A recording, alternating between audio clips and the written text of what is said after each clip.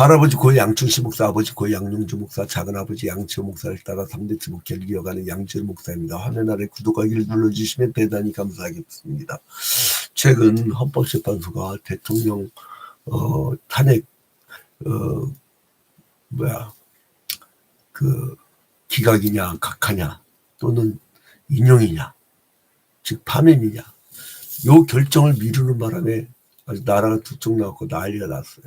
하긴 뭐 원인이 그게 아니죠. 원래 12.3 계엄령만 내렸으면 이런 일도 없지. 근데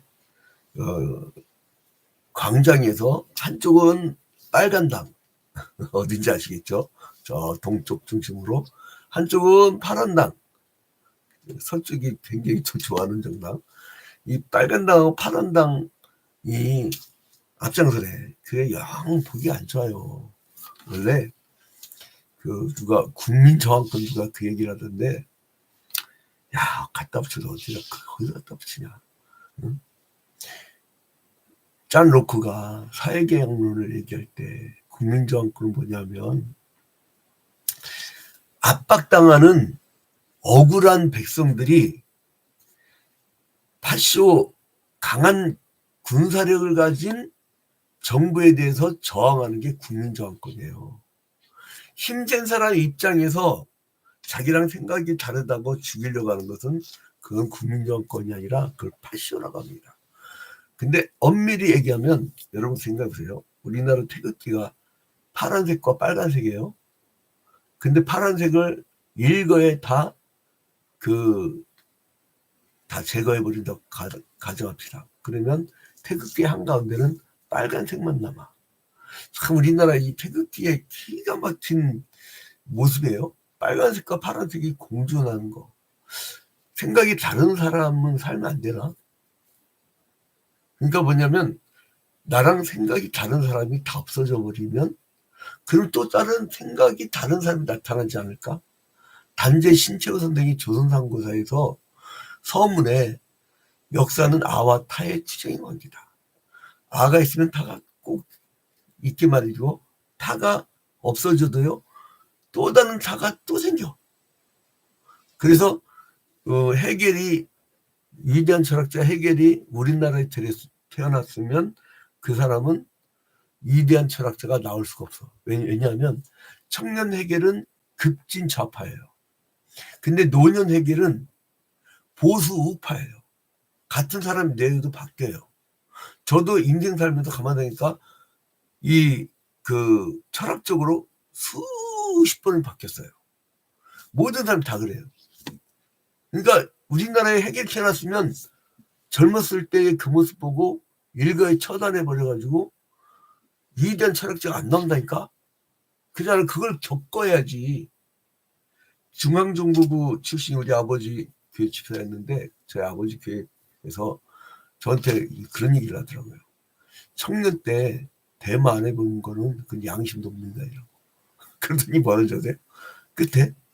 근데 중년 이후에 노년에 들어서까지도 대마하면 그거는 바보래요. 그렇게 얘기를 들은 적이 있었는데 이 요나가 그런 인간이야. 요나가 처음에는 자기랑 생각이 다른 이 아수르에서도 이 니느웨 성 하나님의 메시지가 뭐였어요? 간단해요. 니느웨 성에게 니들 40일 후에 망한다. 그 얘기를 하라 이거예요.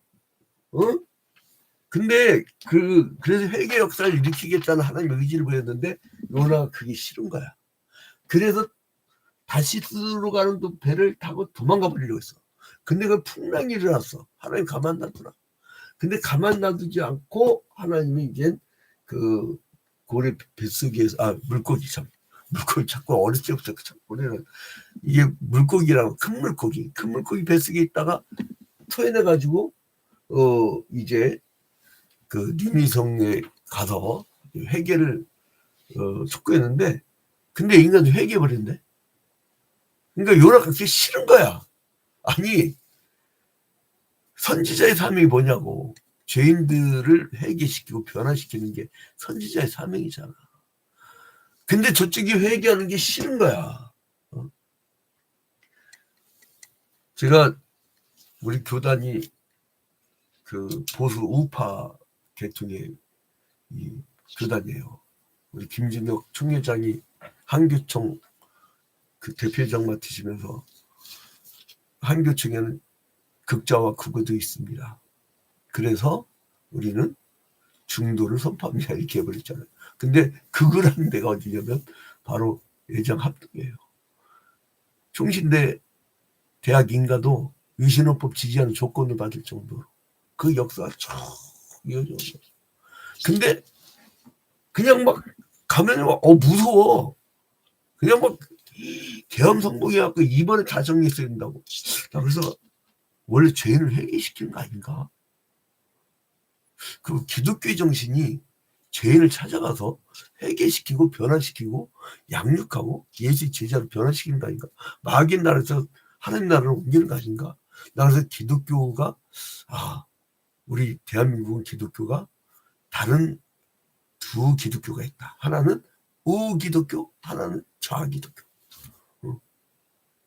예수님 보면 통탄할 일이에요. 통탄. 앞에 좌자 우자만 빼면요 아주 사이가 좋아. 나는 저를 언론 선교 후원해 준 분들이 아주 극적인 분들이에요. 근데 그분들한테 좌우 얘기만 하면요 이쁨 받아요. 근데 왜 제가 메시지에 힘이 있냐면 저는 어느 정도에 속하지 않고 어느 정파에도 속하지 않고 늘 기자 연수받을 때처럼 객관적 시각, 법관도 그래야 돼요. 모든 공무 수행하는 사람들은 다 객관적 시각이 있어야 돼요. 그게 굉장히 중요합니다. 내 속은 승질이 나더라도 사람들이 볼 때 양쪽에서 불만이 없어야 돼. A가 있고 B가 있으면 다 실어주고 판단은 독자가 하는 거. 그게 명기사입니다. 근데 아무튼 이 요나의 말씀 선포는 놀라운 결과를 가져왔어. 마음에도 없는 설교를 했는데요. 변화가 됐네. 그래서 이방인의 도성인 니느웨, 요나의 적군인 니느웨도 하나님의 긍휼과 자비를 받고 재앙에서 벗어나요. 그래서 하나님께서 원하시는 모습이 그대로 이루어진 거예요. 근데요, 요나가 이때부터 문제라. 여러분 4장에 대한 제목을 달면 요나의 땡깡, 속된 표현을 요나의 땡깡, 좀 점잖은 표현으로 요나의 바당 이렇게 짓고 싶어요. 근데 요나의 반응은 전혀 달랐어요. 왜냐면 적대국인 그 아수르의 발전이 이스라엘에게 위험이 된다고 하는 그런 어떤 자기의 생각이 앞장섰어요. 그런 생각을 이제 이 요나는 억누르고 있었는데, 근데 회개하고 돌아서서 그 큰 도성이 구원받는 걸 보고 오히려 불평과 분노가 막 일어난 거야. 자, 1절 봐봐, 1절. 이게 선지자의 자세인가? 1절 보라니까요. 요나가 매우 싫어하고 성내며.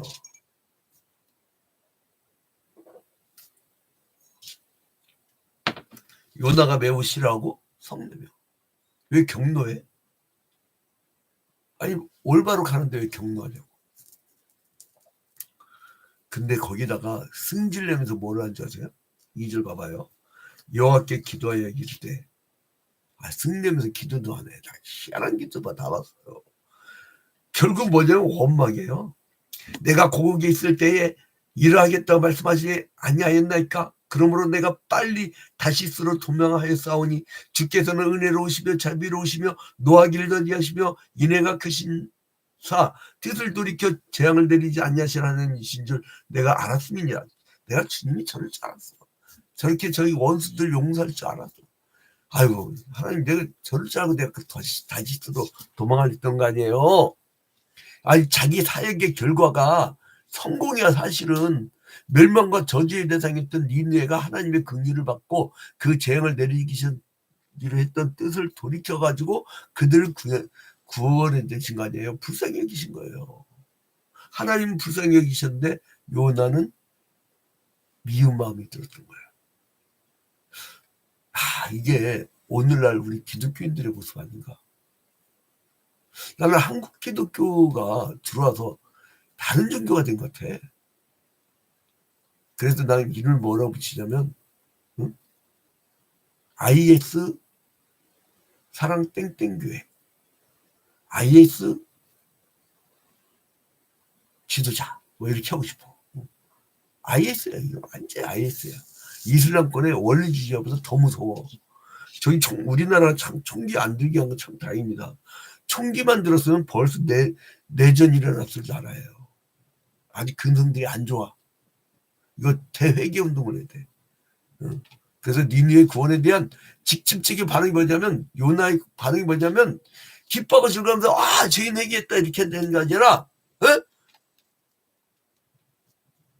자기 밖으로 이 아수르가 북이스라엘 쳐들어올까 봐 힘이 세져고 더 발전해가지고 그거만 생각한다니까. 계산인 거지. 왜 하나님 말씀이 안 들리고 하나님 말씀의 기준이 안 되느냐? 내 계산이 앞서서 그래. 여러분 있잖아요. 그 신학을 공부할 때 이제 저는 대부분 보수 신학책을 많이 봤는데 가끔가다 이제 이렇게 좀 진보적인 신학계 중에 책을 보면요, 못 받아들이기 좀 많을 때가 있어요. 왜냐면 나는 하도 어렸을 때부터 우리 아버지, 할아버지, 작은아버지 다 보수교 다니고 보수 신학에서 그렇게 배웠는데 못 받을 때가 있다고. 근데요, 제 3자의 눈으로서 그쪽 입장으로 가니까요, 다 이해가 돼. 다 이해가 돼. 그 입장으로 가니까. 내 눈으로 보면 이해가 안 가는데 마찬가지예요. 빨간색 사람이 파란색 사람의 그 입장으로 들어가면 다 이해가 돼요. 근데 내 눈으로 보니까 그래. 왜 하나님 말씀이 씨알도 안 먹히느냐? 내 생각대로 하나님 말씀을 보는데 그게 보이겠냐고. 그러니까 뭐냐면 요나와 박덩쿨 얘기가 나오면 그 요나와 박덩쿨 상황을 얘기하면서 현재를 딱 비춰보는 거죠. 그래서 칼바르트가 뭐라고 합니까? 이때 이 요나에게는 현장에서 계시 이 현장에서 계시를 유지시키려고 그걸 기록을 남겨. 그래서 기록된 계시가 성경이잖아요. 그러면 오늘날에 밖에 해석된 계시로 우리에게 적용하는 게 바로 설교란 거예요. 그렇기 때문에 현장 속에 들어가야 돼. 요나 속에 들어가. 그러면 설교가요, 아주 그 설교 준비가 잘 돼. 그리고 기록된 계시에 충실하라고, 텍스트에. 그러면 해석된 계시, 오늘날에 뭐가 잘못된지 보인단 말이에요. 여러분, 지도자일수록요, 왜 몸이 안 움직이는지 아십니까? 남들이 막 설치고 나갈 때 충분히 역사와 철학과 모든 성경과 모든 다방면의 고민을 하고 그 다음에 한마디 하는 거예요. 그 사고도 없이 막 탁 치쳐나가면 그 사람은 일반 평민이야. 근데 여기서 박농쿨을 하나님이 만들어주셨어요. 왜요? 요나가 더우니까. 이제 초막을 짓고 막 기다리는 거예요. 왜냐면 니네 성이 언제 또 망할라나 이렇게 보는 거예요. 저것도 망해야 되는데. 지가 회개시켜놓고 저거 망해야 된대 이렇게 보는 거예요. 근데 하나님이 요나의 분해에 대해서 잘못을 지적합니다.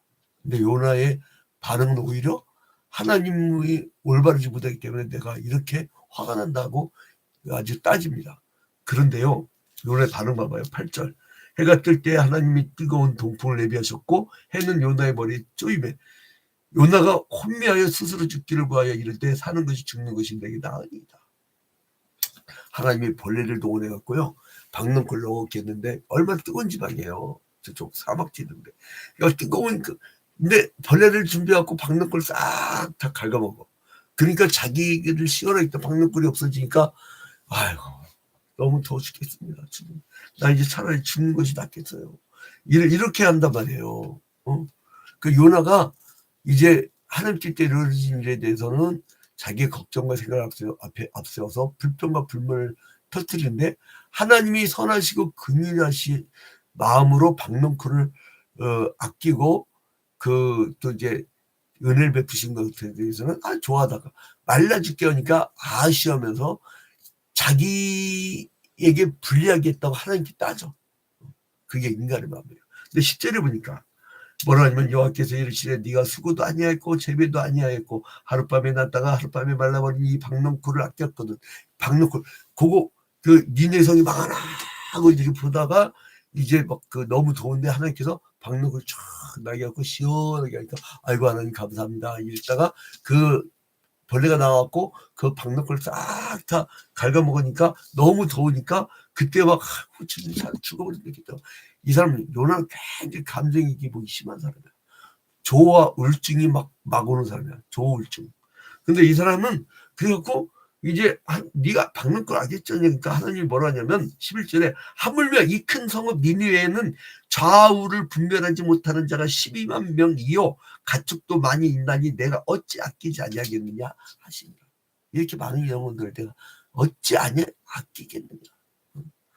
내가 이 빨간 색깔을 갖고 있는 내가 파란 색깔을 갖고 있는 저 사람을 하나님이 사랑하는데 네가 박능쿨을 아끼는 것 같이 나도 저 사람들 사랑하지 않겠냐. 일거에 너는 다 그냥 일거에 그냥 처단해버리겠지만 하나님은 다 살리고 싶다 이거예요. 그게 인간의 마음과 하나님의 마음이 다른 거예요. 성경 끊임없는 인간에 대한 러브, 하나님의 러브레터가 성경이에요. 하나님이 요나에게 말씀하신 것은 뭡니까? 인간 영혼은 이스라엘이나 이방인이나 다 같이 중요한 것이란 거예요. 누구나 다 동일하다는 거예요. 제가 그래서 그 목사님한테 10년 할 때 내가 그 말씀을 드렸어요. 목사님 이렇게 다 전화한다고 했죠.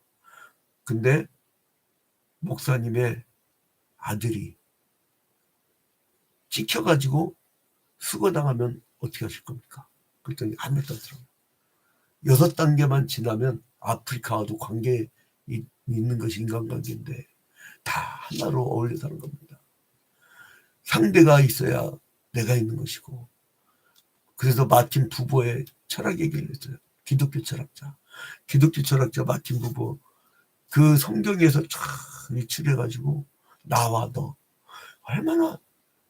그러니까 이제 시간 관계에서 이제 여기까지 하고요. 철학까지 얘기하면 또 한참 시간 늘어져. 자, 그래서 아무튼 하나님이 선포하시는 멸망과 저주의 말씀은 그들을 향한 하나님의 또 하나의 사랑의 표현이에요. 근데 요나를 선택하셔서 부르신 건 뭐냐면 하나님 말씀을 전파하는 거예요. 그래서 니느웨 성, 저 못된 성이라도 내가 회개시킨다는 거예요. 못된 거 알아. 하나님이 알아. 안돼도 아는데도 하나님을 살리려고 하는 거예요. 근데도 요나의 분노는 자기 나름대로 이해할 수가 없어서 화가 난 거예요.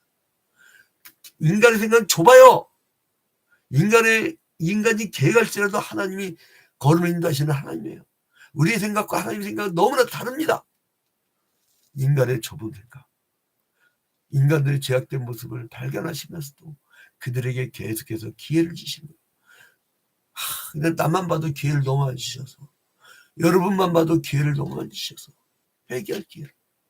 불쌍히 여기시는 하나님의 눈을 갖고 이 땅의 평화를 이뤄나가는 여러분이 되시길 주님의 이름으로 축원드립니다. 프란치스코 그 수도사가 중세시대 때 나를 평화의 도구로 삼아달라고. 여러분이 평화의 도구가 되세요. 평화의 도구가 되세요. 나는 참 어제도 이현재 시장, 나는 원래 그렇게까지 가깝지 않았던 사람인데 요즘에 참 멋진 목도리하거든요. 겨울철에 파란색하고 빨간색 빨간색 목도리 한 거야. 그게 갖고 있는 메시지가 굉장히 큽니다. 아무튼 인간들이 작은 생각으로 하나님의 넓은 마음을 알 수는 없지만 우리 성도들은 언제나 성경을 보기 때문에 하나님의 마음을 잘 알아. 그래서 우리 여러분 등질려는 요나가 되지 말고 죄인들을 불쌍히 여기는 하나님의 마음을 갖기를 주님의 이름으로 축원드립니다.